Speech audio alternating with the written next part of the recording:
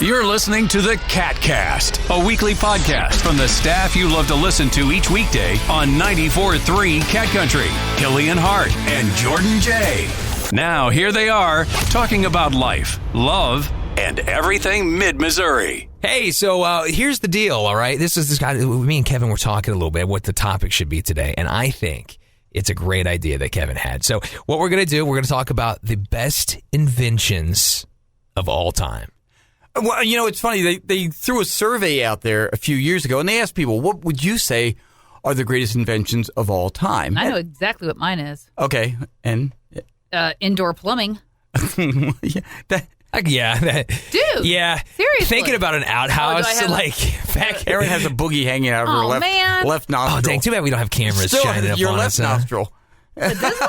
There we go. No one can see. Just get up in there. Nobody It was a white pure one. It's okay. It was, wow. I really hope we cut that out. Oh, no, we're keeping this in. Are you kidding me? Wow.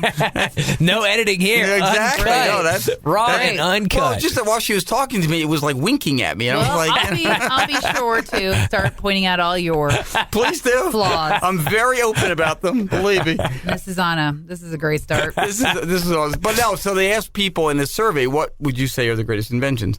Electricity came in at number 1, telephone number 2, and then vaccinations, because people used to die, before. So, I don't know if I would include. I don't know if those would be my top 3. Dang, electricity. That was going to be mine. Was it? Yeah. But let's go back to Aaron's first before I say mine. I like the plumbing idea. And the reason, because, think about this, okay? No, seriously. Back in the day, they had outhouses, okay? Right. Those were, dude, not very, here's the thing. Some of them were nice, though. But, yeah, okay, yes, but here's my argument to that, right? Yeah. You go to any sort of sporting event, and they have porta potties. Now, you see what those are like, right? Mm-hmm. That's just after a couple hours of usage when you walk in there. Imagine days upon days upon days of usage with the blue stuff. There's no this blue trying to help you out with the Kevin, smell. Have you ever been in an outhouse? I have seen an outhouse. No, have you ever been in one? Have you ever used inside one? one? Yes.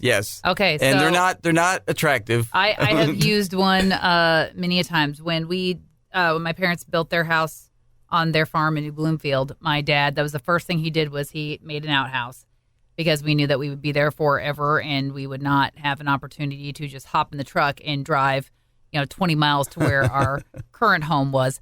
But yeah, in the dead of summer when you're in there, because not only are you thinking about critters that could be in there, but just the smell alone.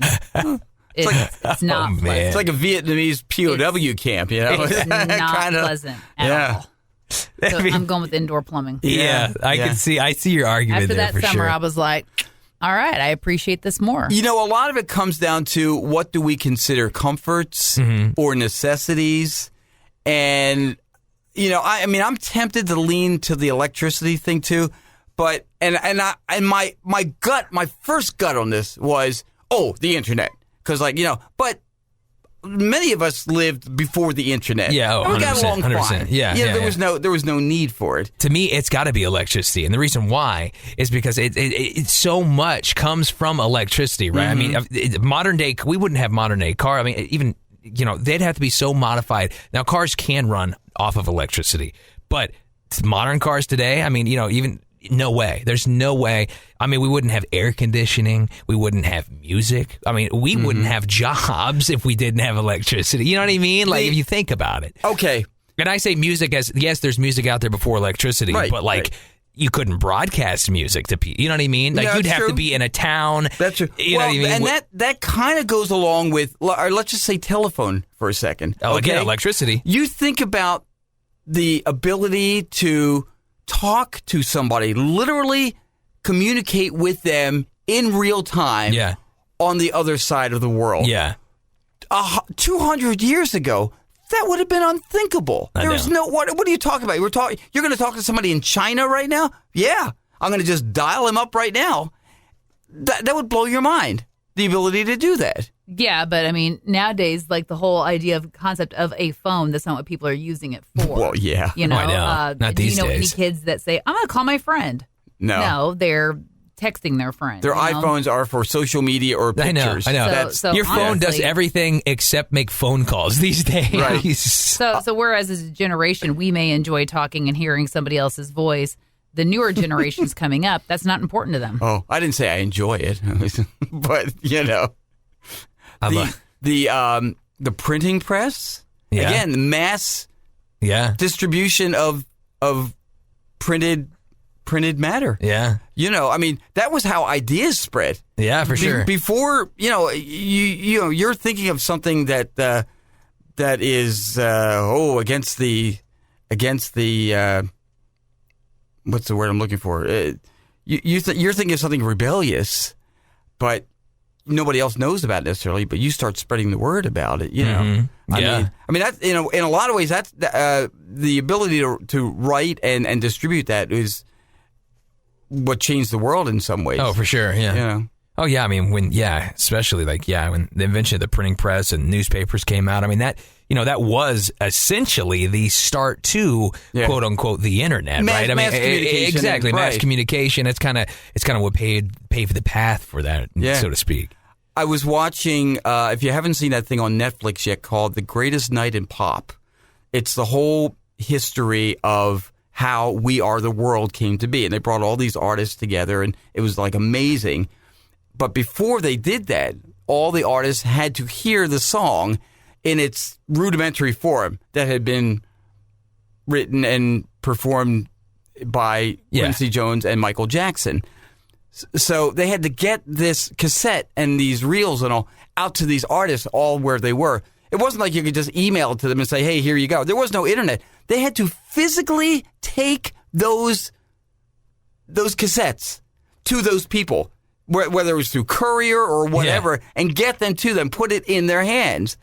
And I was telling my wife while I was watching this, this is how it used to be in radio before the internet. If we had a commercial or a song or anything that we had to get to another radio station, a client, whoever it was, you weren't emailing it to them. You had to hoof it and hey, get this over to Joe Blow on the other side of town, Here's a cassette or whatever. And so the internet did change a lot. God, electricity made our life so much easier, didn't it? It's just how much technology has advanced in just the past couple of years has been kind of insane. Oh, yeah. With self-driving cars and stuff like that now, too. But kids these days just won't remember the struggles we had, right? Of you're talking on the phone, your mom's listening on the other side. You can hear them breathing, get off the phone. Get off the phone. We had a party line. You know how it rang. It was, If it rings one way, it's... And then there'd be times that, you'd pick up the phone to call your buddy or whatever, and you'd hear your neighbor's voice. And for us, if it was one certain neighbor, we were like, man, she's going to be on there. Oh, man. Yeah. I'm never going to get this call in. Never going to be able to call to see if, so-and-so wants to come over for a sleepover, or so-and-so wants to go to a movie. Nope. You'd be looking up. You're like, oh, man, I got to call such and such, and you'd be like, all right, get the giant phone book out, and it's like transparent paper out there. That paper was. Could they make that paper any thinner? I know. And it was funny watching it over the years. That phone book, it used to be like a thick, man. Oh, you could sit on it. And then like a booster seat. And then it went down to it was you're like, oh man, it's only 12 pages long now. And the only advertising on it was lawyers on the front and back cover because they were the only ones that could afford it. Yeah. If you're of a certain age, we had the wall phone in our house. Oh, yeah. And we had one phone. That was it. And with a really super, super duper long cord on it. So you could stretch it all the way around the house, go into a bathroom if you want to close the door. You need the private phone call and shut the door. Are you in the phone still? Oh, hang on. That was... Just a few more minutes. A few more Dude, minutes. could you imagine not having air conditioning in today? We didn't have air conditioning until I was 18. How did you handle the summers? Crack the window. But listen, hold on though. The summers in Missouri are brutal sometimes. Yeah. Like even opening up a window, it just lets more hot air in. We didn't have air conditioning until until the house that my parents currently live in was built. Yeah. So all through grade school, junior high, all that Good stuff, yeah. I'd say that's a good invention. I remember Hell yeah. when I first arrived in Missouri, it was just for a job interview with the station. And it was July of 2002. And I landed at Lambert Airport. And you know the thing that connects the plane to the terminal, like the thing you walk through? Oh, yeah. Okay. I got off the plane and I walked into there. And it felt like I had just stepped into Hades. It was, and I turned to the guy next to me and I go, is it summer's always like this? He goes, yeah, pretty much. It was like 104 degrees that day. I was like, holy moly, what am I getting into here? You know? So, AC, man, I'm telling you. And it's Missouri's got that humidity. That's what makes Missouri just so much terrible. That's why it's like, man, I have an AC in that time. How sticky and nasty you must feel. Oh, man. Listen, I didn't have AC in my car because it was broke for like a long time. And, man, was that brutal. I mean, growing up, we didn't really know any better, you know? Yeah, that's true, too. Well, see, if you grew up with it, exactly. The school we went to, you know, it was air conditioned, you know, so like, you know, we had that. But, I mean, most of the time, and we were outside anyway. So it wasn't like we were sitting in the house being hot. We were outside doing stuff being hot.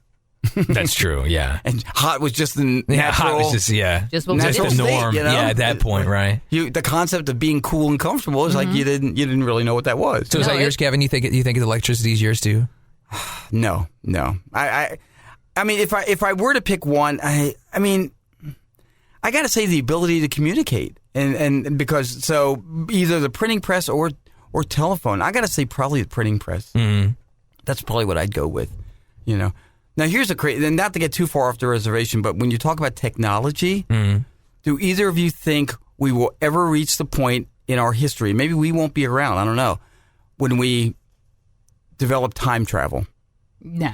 We won't be around for that. I don't think so. No, we wouldn't be around, but do you think it's possible that humanity I don't could do think that, it's not possible. I mean, here's the thing. You can't say anything's impossible because it's always proven wrong at some point, I think. So, and there's some weird theories out there. Some scientists have made some discoveries of like if you could go around a black hole in a certain way, like if there was a ship that we could make where it could get close enough to a black hole and not just completely get destroyed. Yeah. You, in theory, could like...